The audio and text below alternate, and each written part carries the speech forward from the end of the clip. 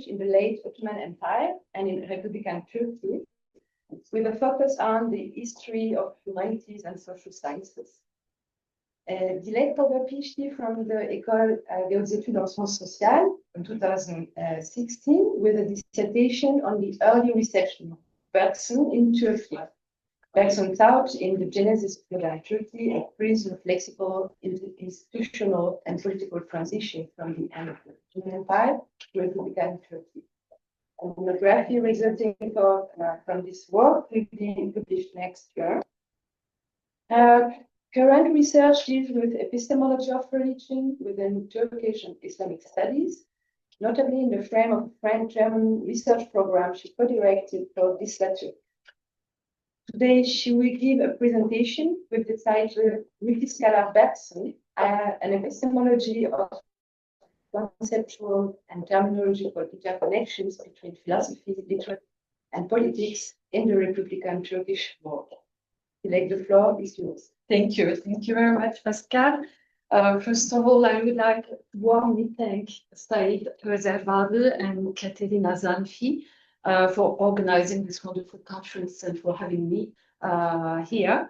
I would like also, secondly, to apologize retrospectively because when this project began in 2018, I was contacted by the then director of the IFEA, who told me about this project you wanted to lead.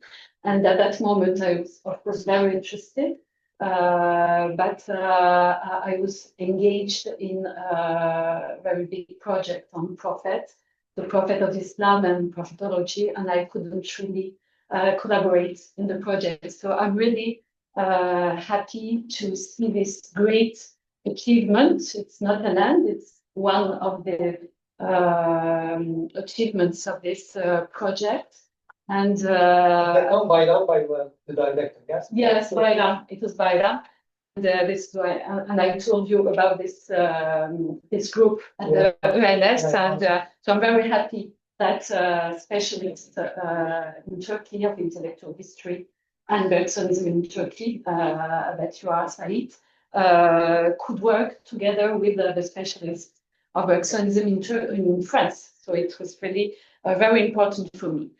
The presentation I am about to give draws substantially on my doctoral dissertation, Bergson's Thought in the Genesis of Modern Turkey, a prism of lexical, institutional, and political transitions, which I defended in 2016. When I began my doctoral work in 2009, there were few works engaging with Bergsonian thinkers and none devoted to Bergsonism in Turkey as such. There were historiographies where history of ideas were dominated by political history and by its paradigms of occidentalization, so-called occidentalization, so-called modernization, of science emancipating from religion, so with this dualism, and they put emphasis on dual oppositive currents, the so-called positivism versus spiritualism.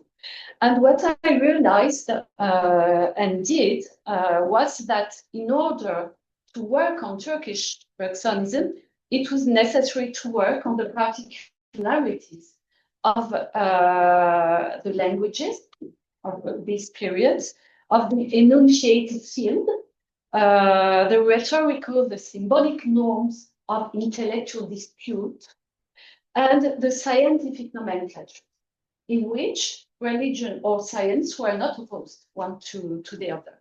So it was a period of great dynamics from the end of the Ottoman Empire until the, let's say, the 50s, the multi-party period. And I was also not really satisfied only with the text of Bergsonians, of thinkers claiming that they were Bergsonians.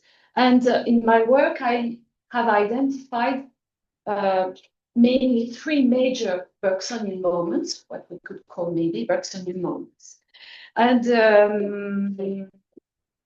the worldwide Bergsonian bibliography is, I think, really an important project because it will be also an occasion probably to discuss the question of the epistemological question of what it means to work on a philosopher worldwide. So I will come back to that question a little bit after. Bergsonism in Turkey began to develop in the Ottoman world in the 1910s, and it was initially constituted as a so-called spiritualist reaction to supposedly dominant positivist paradigm, and I think it's the contrary. The dominant paradigm was spiritualist and positivist, and also as a salvific philosophy offering an alternative rationality adaptable to local intellectual frameworks. Very soon, however, Bergsonian thought unfolded as a new psychophilosophical epistemology, supporting the institutionalization of disciplines within the Faculty of Letters of the Dar ül-Fünun, in what had by then become the Republican University of Istanbul. Once again, nourishing a spiritualist, and I wanted to say yet secularized, but it's not that, spiritualist and secularized conception of religion within the academic intelligentsia. These disciplines, psychology, philosophy, sociology, contributed to the production of a discourse often characterized as conservative, muhafazakar, on Kemalist republicanism and on political temporality, rootedness, and continuity. And by participating in discussions surrounding the crystallization of academic disciplines in social sciences and humanities, Turkish Bergsonisms, in plural, also made it possible to question, beyond the model of a univocal transmission of a closed set of ideas, the very nature of what would be cultural transfer, whether as circulation, as transposition, re-semanticization, or even nomadization of knowledge. And these institutional and intellectual developments were followed by the transformation of the use of Bergsonian concepts within fictional and poetic literature, even, as well as within the political sphere, particularly among the Anatolianist, Anadolucu, and conservative, muhafazakar currents of Republican Kemalist Turkey.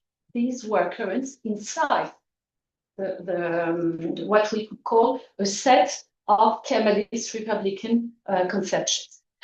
Bergsonian intellectuals and writers, through the experience of a journal at the beginning of the 20s, the journal Dergah, during the years of foreign occupation and the early republic, helped weave the thread leading to the eventual rise of the Democrat Party, a liberal conservative movement that came to power in 1950. The Turkish reception of Bergson operated on multiple scales, revealing the major transitions from empire to republic, from crisis to reform, and from the single-party Kemalist regime to the advent of multi-party democracy. Within an organicist framework, this reception enabled a synthesis between Anatolian rootedness, national identity, and philosophical universality. So, working on Turkish Bergsonism allows to engage with the epistemological issues of studies of reception with their main paradigms and constitutive polarization. This is why, with this paper, I would like to conclude on later on the forms of the Turkish Bergsonism, which generated a multidimensional epistemology, contributing to debates on scientific classification, on disciplinary dynamics within the restructured university system following the 1933 reform. certain aspects of my research, which have subsequently developed in new directions, particularly through investigations into the history of academic psychology and the epistemology of religion within social sciences and area studies, have led me to characterize the Turkish reception of Bergson as a multiscalar phenomenon, one that articulates and sustains a distinctly holistic epistemology and, very important, a resistance to the fragmentation of scientific knowledges on human being and on human society, rooted on the idea of a unity between body and soul, specific unity. And Bergson's philosophy permeated several extra-philosophical fields, such as literature, political thought, and the appropriation of his philosophemes often occurred directly without mediation through a philosophical epistemology governed by logical structures and codifications of university teaching or scholarly journals.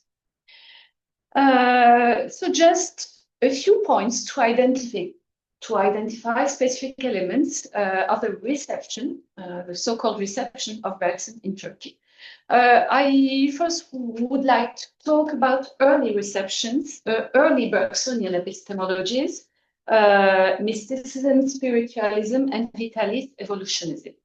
Concretely, Bergson's influence took shape over the course of roughly a decade, precisely during the 1910s years, marked by the major political transitions that culminated in the emergence of the Kemalist Republican regime. It developed in connection with the more or less conflictual interactions between movements of linguistic and intellectual reform, young Turk political sociabilities, and the porous boundaries between the political sphere and the philosophical field. The history of Turkish Bergsonism begins with, among Ottoman intellectuals, who appropriated the main concepts and philosophical paradigms of the French thinker, particularly those, as you know, of intuition, creative evolution, and élan vital, that I also used in French, exclusively in French. And since 1908, the year of the revolution that restored the constitutional regime not really abolished, by Sultan Abdülhamid in 1878, power had been in the hands of the Young Turk regime. Although this regime hardened in the 1910s in response to political and territorial crisis, it encouraged private journalism and publishing, as well as the rise of numerous philosophical currents that benefited from the circulation of texts, of people, and of ideas. And Europe, and especially France, inside Europe, constituted an important sphere of intellectual exchange through which the Ottomans, in keeping with local concerns, which were prior to everything local concerns, restructured their scientific and educational system. The university, known as Dar ül-Fünun, which initially hosted general scientific lectures during the 1860s, 17, 18, progressively established the institutional foundations for the renewal of the sciences. Its organization grew more complex over the years, introducing curricula and modifying scientific taxonomy.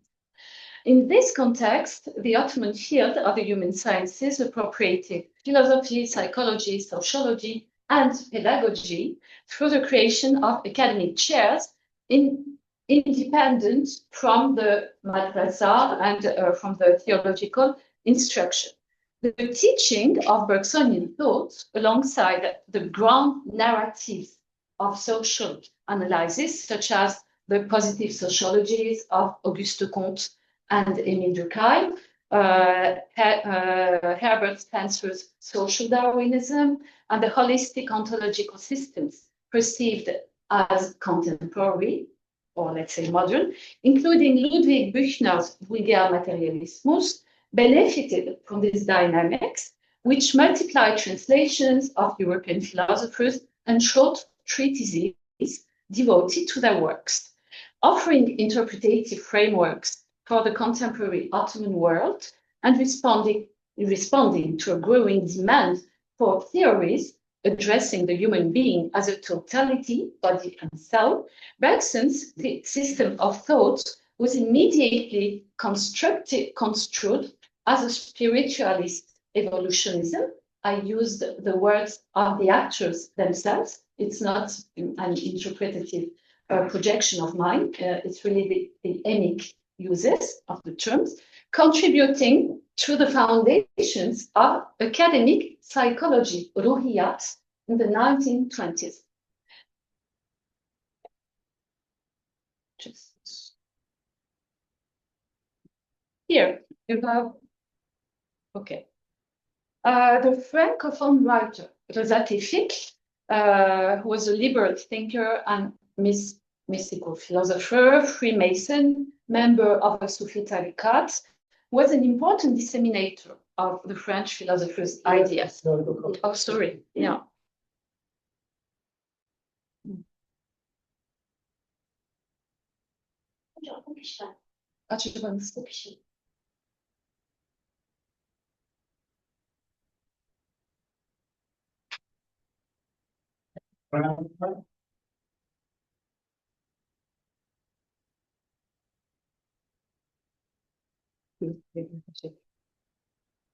So just going ahead.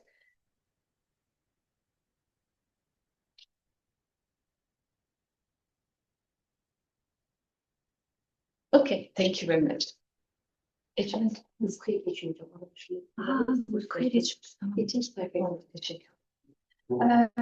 an article published in 1913 in the leading young Turk journal Ijtihad, Rosati outlined the major tenets of Bergson thought, presenting them from the perspective of establishing a subjective psychology that would avoid what he saw as the excesses of Jungian sensualism, the philosopher Jung's sensualism. Employing a philosophical lexicon drawn from Ottoman intellectual traditions, Rosati associated the key concepts of Bergsonian philosophy with notions from Islamic mysticism, zaman for the mathematical time, müddeti batini for the intuitive time, durée, hats, intuition, as well as müşahade-i batiniye, introspective contemplation and experience of duration, la durée, to which he drew a parallel with the Sufi vejd, which is the state of mystical ecstasy. His exposition culminated in a didactic enumeration of Bergson's philosophy's key insights: the independence of the soul, ruhun istiklali, its absolute freedom, hürriyet mutlakası, its detachment from matter, madde ile münasebeti olmadığını, and the constitution of a modern signature for spiritualist philosophy, spiritualism felsefesi. The mystical tradition embraced by Rosati thus appears in this and other writings as a rooted intellectual universe within which Bergsonian philosophy was reformulated and by which it was itself reformulated in turn. Underlying this conception of philosophical transfer lies an associative network of conceptual universes, none of which dominating the others and operating through a semiotic process of interconnection and not of unilinear transfer from French philosophy to the Turkish case. Okay, parallel. Can you cut that picture on the last slide? Yeah. The one on the boat. Yeah. What is that picture? I've seen that before. Yeah. You have seen it? I've seen that before. Yes. Is he in that picture? You might have seen it in. Is that a political event? Oh, sorry, the one at the right. Yeah, the one on the boat. Oh, sorry. Yes, it's a political event, the Treaty of Sèvres. And he's, Yeah. and he's in the He was one of the people who were Committee. sent of the committee who was sent to sign treaty. Okay. Sorry, yeah. Mhm. And this is why he was seen afterwards as a Exile. yeah. So parallel to this extensive presentation of Bergson's philosophy, other more concise writings on the French thinker also appeared. In 1914, Mehmet Ziya Gökalp, holder of the first Ottoman chair in sociology after Durkheim, it was the second in Turkey in 1914, and representative of positive sociology, theorist of a new Turkish nationalism, devoted a specific text to Bergson, where he discussed the distinction between determinism, muayyeniyet, the mode governing the inorganic world, cemaiyet, and duration, müddet, the mode of being of organisms, uzviyet, subject to a continuous flow of which consciousness, vicdan, is an expression. For Gökalp, maybe this one first. Okay. For Gökalp, the concept of intuition proved especially heuristic as it resonated with a familiar semantic and epistemological universe. He also addressed Bergsonian thought in his didactic work Felsefe Dersleri, Philosophy Lectures, where he expressed fascination with the vitalist dimension of the French philosopher, though distancing himself from an intuitionism he considered excessively individualistic.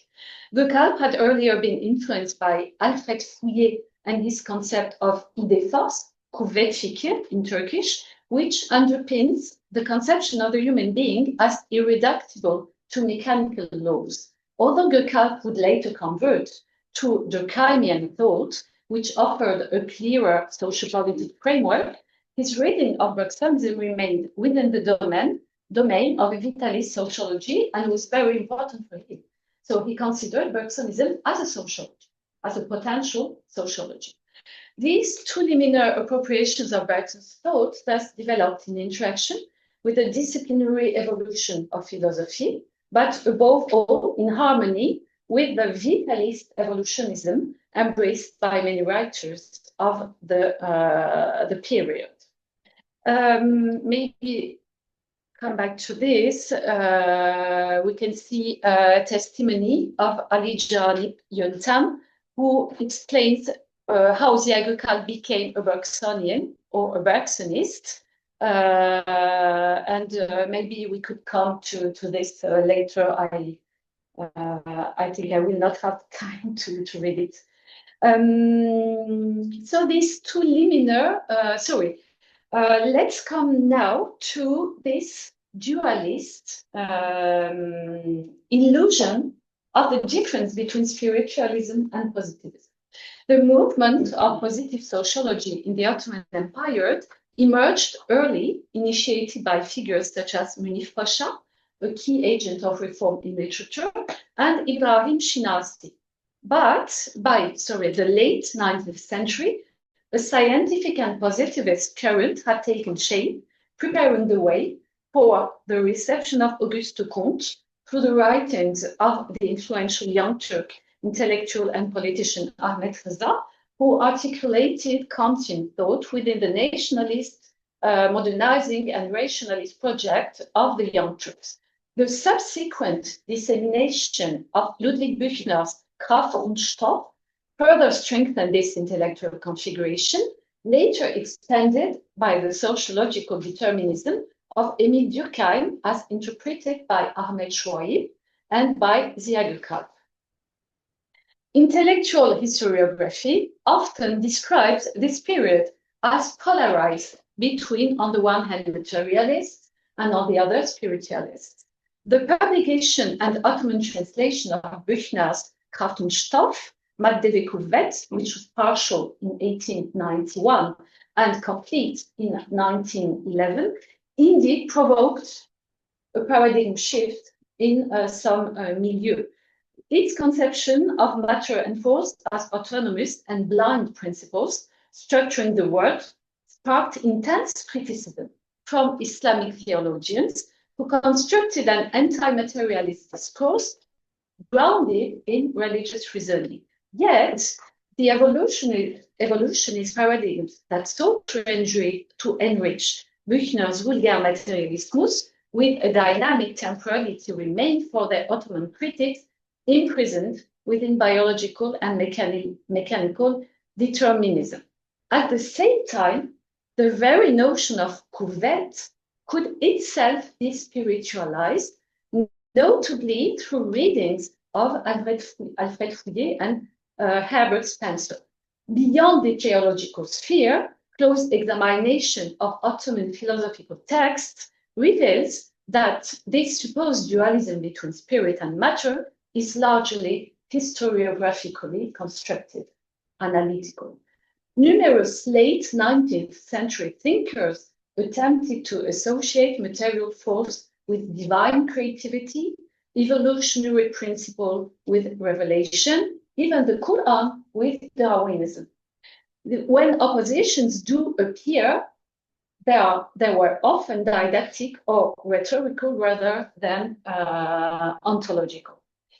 Equipped with robust argumentative tools and a rich theological vocabulary, the defenders of religion in this context did not at first appeal to Bergson. Their epistemological resources, which were very important, allowed them to construct coherent, or albeit circular, of course, refutations of materialism on their own grounds. The first Bergsonians, by contrast, did not come from these circles. They were not trained at the madrasa, and if they were, they later went to the new schools that were created during the 19th century. They were men of letters, trained in the same institutions and methods as the advocates of positivism and evolutionism. And figures such as Reza Tevfik that we saw, and Mustafa Şekip Tunç. There were the lists of some first Ottoman publications devoted to Bergson. Figures such as Reza Tevfik and Mustafa Şekip Tunç appropriated Bergson's text to articulate a new philosophy soon described as spiritualist, and they did not fight in the same arena as theologians, nor with the same weapons. And Bergson offered them something no materialist thinker, whether it be Darwin, Haeckel, or Büchner, could provide, namely an epistemological space, unoccupied until then, an intellectual language flexible enough to rival mechanistic materialism on its own scientific terrain. Thus, the opposition between spiritualists and materialists cannot be reduced to a simple antagonism.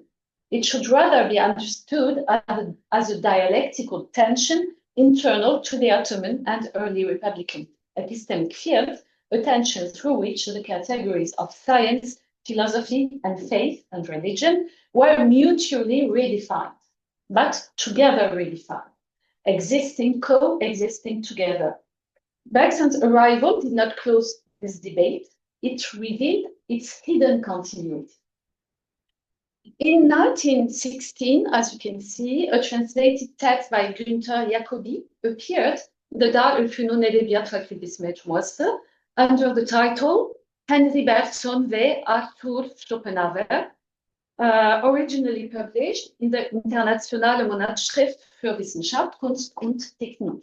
Jacobi was a German professor invited to teach at the Darülfünun between 1915 and 1918, and he based his analysis on the affinities between Schopenhauer's notion of will and Bergson's concept of élan vital, examining the contributions of the French philosopher from a perspective that foregrounded his pragmatist dimension.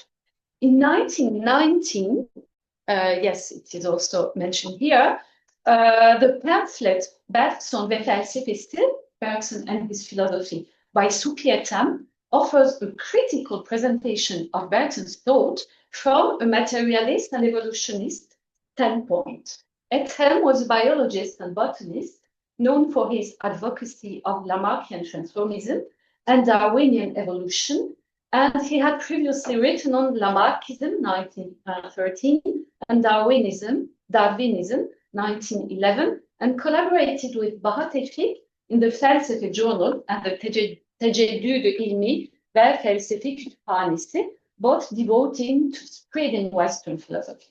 And in these works, Ethem attacks Bergson on many fronts I don't have the time to develop. But what is interesting is that although Ethem's critique is harsh, his decision to devote a full pamphlet to Bergson shows how the French philosopher was perceived within the Ottoman intellectual sphere at that moment as a central, even if controversial, representative of the broad and heterogeneous evolutionist current, and as a philosopher whose engagement with the history of science was widely acknowledged in both the Ottoman Empire as it was in France. Now let's talk about Dergah, the journal Dergah. The Turkish War of Independence between 1919 and 1922 spurred an intense search among intellectuals for a moral and philosophical foundation of a new nation, divided between supporters of Allied occupation, among whom Rıza Tevfik, of course, and advocates of Milli Mücadele. Writers and academics debated in journals that became intellectual arenas. So this is also very important. Where do intellectual sociability lie at that moment? Through journals. Coffee also. Coffee places were very important, but journals were also. Among them, Dergah, between 1921 and 1923, which was founded by scholars, quasi-exclusively by scholars. They rejected union and progress positivism, what they identified as such, and sought a spiritual and cultural renewal for Turkey. As Ahmet Hamdi Tanpınar, the writer, the novelist, recalls, Yahya Kemal chose the title Dergah, meaning both Sufi lodge and sources, kaynaklar, symbolizing a quest for intellectual rejuvenation. Within Dergah, here you have many of the intellectuals founding the Dergah group. It's a photograph of the professors of the Dar Ülfünun taken during the 1991 academic year. Mustafa Şekip Tunç, within Dergah, here, emerged as the main interpreter of Bergson, viewing him as a ruhçu, spiritualist critic of materialist determinism. Şekip and his peers read Bergson as a philosophically alive in the struggle for cultural regeneration after the trauma of the Treaty of Sèvres. His translations and adaptations, such as Bergson ve Kudreti Ruhiye'ye dair birkaç konferansı. Here you have photographs of some articles. Yeah. Yes, his translation, where was my, sorry. Yeah, and adaptations such as Bergson ve Kudreti Ruhiye'ye dair birkaç conference that you have here in Ottoman Turkish and in Romanized alphabetic Turkish. And also Gülmek Nedir ve Kime Gülüyoruz? Le Rire, the translation of Le Rire, introduced Bergson's key notions to Turkish audience. And these works were not literal translations, which is very important. I think they were not, translations that were not perfect. It's not the point, but it's very important to see what differs from the Bergsonian text, and this is what is very important and interesting. But these works were interpretive mediations shaped by the vitality of Ottoman Turkish field. Through Şekip's essays and translations, Dergah forged a Bergsonian lexicon. Here, again to Dergah, opposing the sociological determinism of the Aggüka, whose slogan is known as being "Fert yok cemiyet var, hak yok vazife var." There are no individuals, only society, no rights, only duties. Şekip countered with an individualist vision grounded in creative freedom And Bergson's philosophy, read as a call to spiritualism and moral liberation at that time, became a metaphysical counterpart to the national struggle, linking mystical tradition to modern rebirth. And as Haydar Tolun later wrote in Yücel, it's the last one, in 1946 as a testimony, the years of the armistice were the most desperate. The journal Dergah was born out of this need. Dergah acquainted us with Bergson and Bergsonism through the pen of our master Shekib. Every trauma of the social or individual body leads to mysticism. I don't know if, no, it's not exactly the same, sorry. I was reading mine. And this Dergah period thus marked a huge porosity among sciences and formation of academic Bergsonism, bridging philosophy, literature, and emerging social sciences. Terms such as Hayati Hamle, élan vital, Sarouret, evolution, muddet, la durée, duration, Hadz and sezgi, intuition, shur and vijdan, consciousness, ruh and zihin, spirit and mind, became semantic condensations of Bergsonism adapted within local discursive frameworks. This selective reception reflects the compatibility of Bergsonian categories with pre-existing intellectual traditions, especially Sufi notions like the Vahdet Vücut, unity of being, and Vecd, the mystical ecstasy, and with the anti-materialistic orientation of the time, which was the main orientation, intellectual orientation. And Bergson's vocabulary provided these Ottoman thinkers. At that time, there was still Ottoman, after it became Turkish, with flexible epistemic tools that could merge modern philosophical discourse with indigenous metaphysical idioms. I would like to talk quickly, because I don't think I have too much time. Time is over, really? Oh, okay. I'm sorry. Okay, so course you're right. So I just would like to put to talk quickly about the psychology at the university. And Mustafa Şekip Tunç, that we saw previously, was the main incarnation, academic incarnation of the first legitimized psychology, academic psychology, under the name of Ruhiyat until 1933. And before 1933, this Ruhiyat was very integrative Ruhiyat, putting together the body, the soul, the psychophysical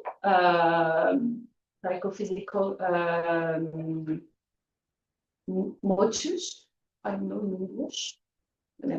And so the Bergsonian psychology represented a conscious resistance to the fragmentation of knowledge that accompanied the rationalized institutionalization of the sciences.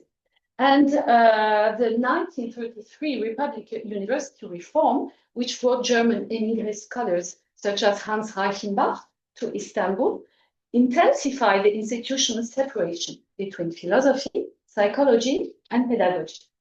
And the Bergsonian circle at the Faculty of Letters resisted this disciplinary compartmentalization, asserting the organic unity of the human sciences. So what later critics dismissed as metaphysical confusion during that time was in fact a deliberate epistemological strategy of resistance to a certain type of fragmentation of knowledges. And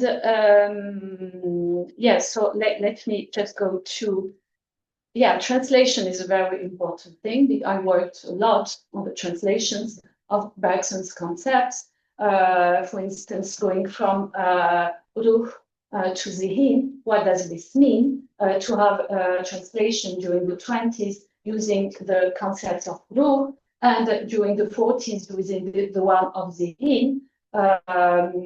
So I don't have the time to talk about it, but it's very interesting to see that the linguistic reformism has really a huge impact on the way the same philosophy can be diversely re-semanticized in the same place, in the same space. Okay, I will conclude now. So the Turkish Bergsonian field emerged not as a passive importation of European philosophy, but as an epistemological strategy for negotiating changes in the social, linguistical, and political fields. Translation itself is an epistemic act, and the lexical decisions around ruhiye, manevi, zihin in the Turkish versions of l'énergie spirituelle reveal a deep tension between ontological flexibility and semantic stabilization. From a Bourdieusian perspective, this process exemplifies what Pierre Bourdieu, in L'Ontologie politique de Martin Heidegger, calls the political ontology of intellectual fields. And I find it very heuristic, the conversion of symbolic forms into social position. Let's think about the fact that they are mainly scholars, and they are occupying chairs, they are occupying fields, new fields, and this is really a very important strategy. The Turkish Bergsonians occupy an intermediate habitus marked by the tension between spiritualist elitism and state rationalism. And like Heidegger's ontological nationalism, their Bergsonian durée and intuition encode a refusal of mechanistic modernity while participating in the symbolic reproduction of an intellectual aristocracy. Thus, the Turkish Bergsonian field constitutes a political ontology of mediation. It transforms metaphysics into a form of social negotiating between the ruh and the devlet, between interior life and institutional modernity, and they are nourishing also the way le citoyen in English, citizen is seen. It's really the citizen theory of the citizen. And translation is not merely linguistic, but ontological, and it refashions the conditions of philosophical legitimacy in a post-imperial society through the semantic drift of ruh, manevi, zihi, through the pedagogical framing of shuur and vijdan. Bergsonism becomes both a symptom and a critique of modern Turkish rationality, a philosophy that spiritualizes the secular and secularizes the spirit. Thank you very much, and sorry for having been. Thank you, Dilek, for your very rich presentation. We have 10 minutes for questions. We will actually start with your question. Yeah. Thank you very much. I wonder if, there's a kind of a popular movement among alliance circles during the early Republican period called spiritism. So people gather together in Paris and make the organized sessions following souls and spirits from the dead and communicate. So my first question is there anything like any link between these movement and Bergson as a philosophy? Bergsonism. And the second, there is a book, I don't know if you solve it, called poem book called Validat Süleyman by Enis Behiç Koçray. So it's like interesting poem book. So Enis Behiç Koçray, the Republican poet, who normally writes on like Slavic matter, I guess, but so he wrote a book different, like a kind of containing mystical poems, and he he, let's say, he states that he connected with the soul from 17th century Sufi sheikh called Süleyman. And this sheikh made him write these poems. So it's kind of a spiritist. So I don't know if this book also, I wonder if it's something related to Bergson. Thank you very much for these two questions. The first one about spiritism, there are definitely connections. Of course, what is a connection? I mean, people who claim themselves as being Bergsonian or writing on Bergsonism, such as Mustafa Tunç, later Peyami Safa, who was really long novelist during that period. He was not yet, I mean, a major intellectual as he has become afterwards. And they both were spiritists also. So they came together in houses and tried to talk with the dead spirits.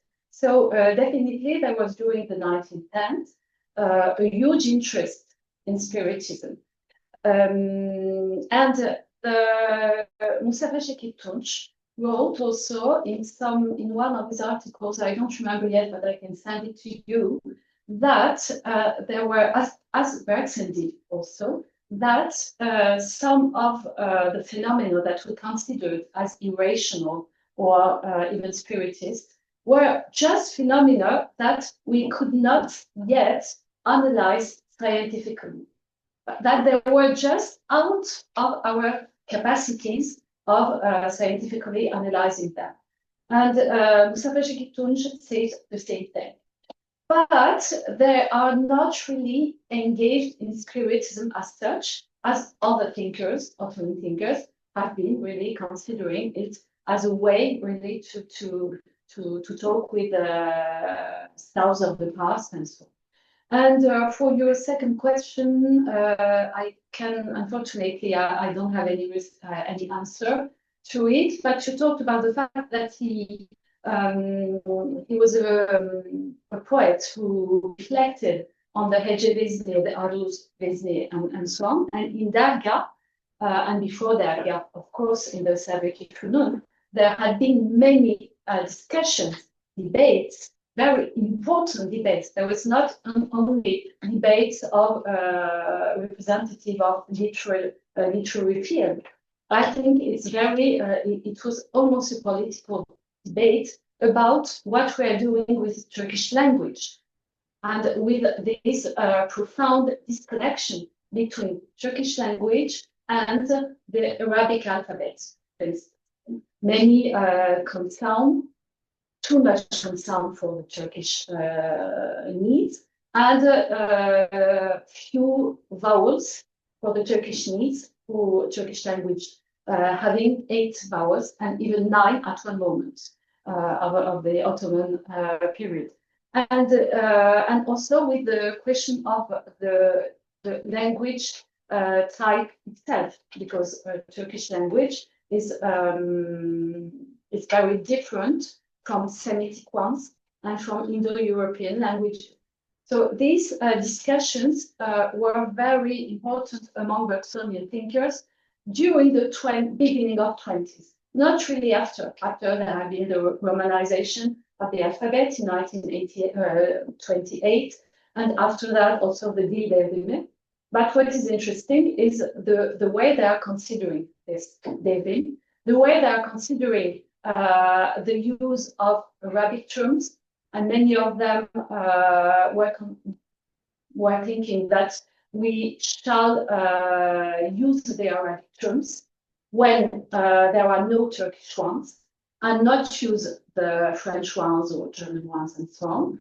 But the main Bergsonian among them, Mustafa was not really involved in such debates. I mean, he used ones and others, depending on the audience, if it was the university before 33 or after. I think we have 2 or 3 more questions. Lebanon, thank you very much. This actually was they deserve to be a separate lecture, so which helpful. I mean, I just want to have a quick question. I just want to, to discuss that. Do we need to think that he is only, related or was related to conservatives? Because most of his early and then some of the later, they were quite modernist. I mean, Tevfik Ziya Gökalp, Ahmet Rasim as and also even like later ones, all kind of followers in poetry, in literature. They were modernist. Halide Edip, for example, were very, very modernist, but also following Bergson. So is it correct to connect Bergsonian, Turkish Bergsonism to conservatism? Thank you very much for your questions, which allows me also to explain some things. It depends on what we put under the umbrella of conservatism. For instance, Mustafa Şekip Tunç created what he called şuurlu muhafazakarlık. So I use the term expanded muhafazakarlık, not the only one that we can imagine in the political field, but something which allows to connect the past and the present and the future also. So this is something very different. And this intellectual, let's say, muhafazakarlık, has also its roots in the critiques of Bergsonians with the Kadro circle, where we had some thinkers themselves issued from the communist circles considered Bergsonism as a symptom of a disoriented intellectual class, completely snobism, kalabala uyuş, yarı münevverler, bazen şu ismin, bazen bu ismin peşinden sürüklenir durur and so on. Very interesting. It's very, very yeah. So there are only the semi-intellectual. But we had the same thing in France, together with the category of Catholic thinkers. And this, it was at the beginning of the 30s. And these people, such as Şevket Süreyya, Aydemir, they also nourished the reflection about the reform of the university of 1933. And so they also saw them as reactionary, as muhafazakar, but in a different sense. And what is interesting with these thinkers, it's not that it does exist a group, specific group, who can be called muhafazakar. It's not the case. But they nourished discourses that are not really, that we cannot really put in some limits on different types of muhafazakar. Of course, and I think I consider these muhafazakar as typically Republican modernists, Kemalists, intellectuals, definitely. And I think that that probably, it's my hypothesis, but they probably were the main people, intellectual. But their discourses are not that, divided between I'm a religious or I'm a progressist or and so on.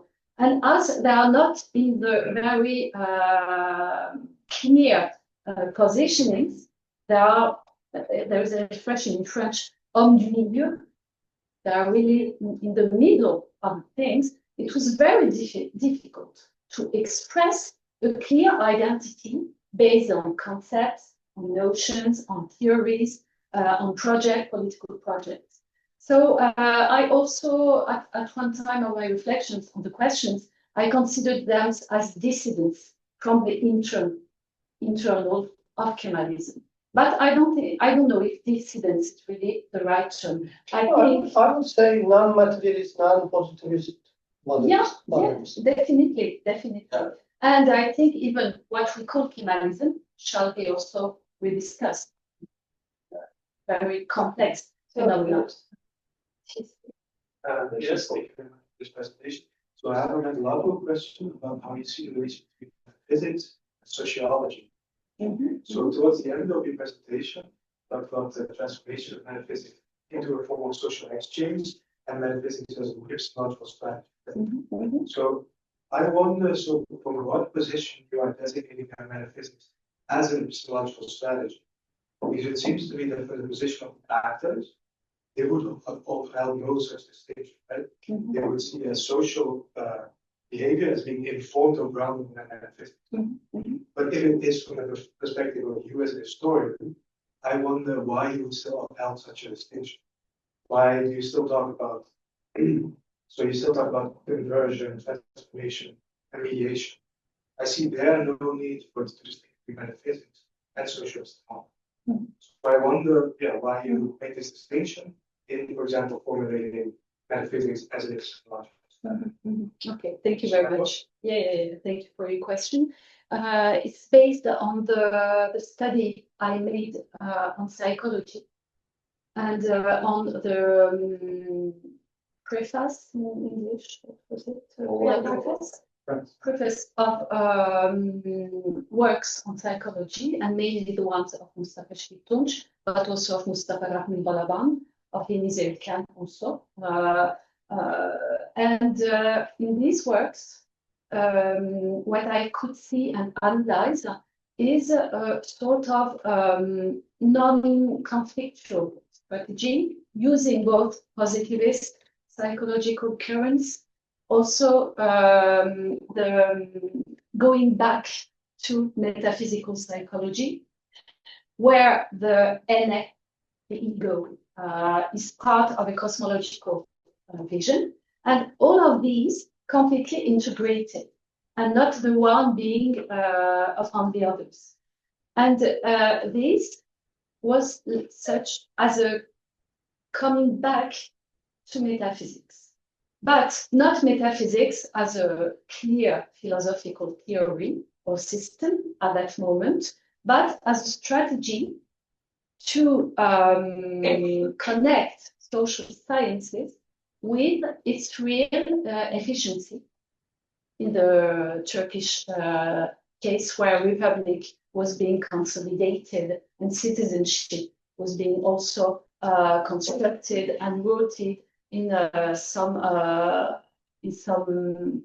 main obligations and so on, and also the link between the individual, because the among psychological currents, of course, the idea of an individual linked to an essentialized or ontological transcendence was not made at all.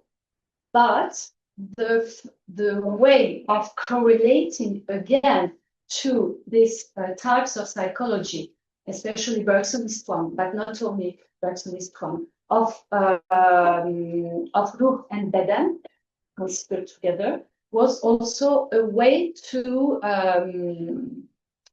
legitimize the vision of a society as a whole, where the citizen was linked to the state, where the citizen had obligations but also freedom, and where sciences at the university were also, helping this state consolidation. So this is in this sense. I don't know if it was clear enough, but maybe I could send you my article on the question of psychology, which will be probably more clear. It's in French, but probably more clear. Well, my question was similar, so I will, take it later. yeah. I'll Yes. Now it's time is for the next Yes. presentation. So I'll take. I will yield all my time to the commission.